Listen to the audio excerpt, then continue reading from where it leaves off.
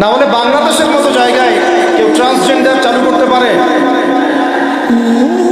একটা 90% মুসলিমের দেশে কেউ সুদভিত্তিক ব্যাংকিং সিস্টেম চালু করতে পারে, মদের বার চালু করতে পারে, জেনার লাইসেন্স দিতে পারে, পতিতালয় লাইসেন্স প্রাপ্ত হয়,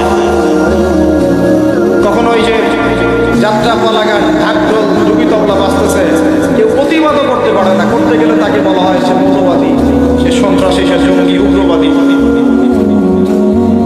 তো আমরা যদি আল্লাহ পাকের জমিনে আল্লাহর খেয়ে আল্লাহর পরে আল্লাহ পাকের সব নিয়ামত ভোগ করে এই যদি হয় আমাদের অবস্থা, তাহলে আমাকে আপনি বলেন যে আল্লাহ পাকের কি বয়ে গেছে যে আমাদের হাতে আল্লাহ পাক এই দুনিয়াতে বিজয় দিবেন?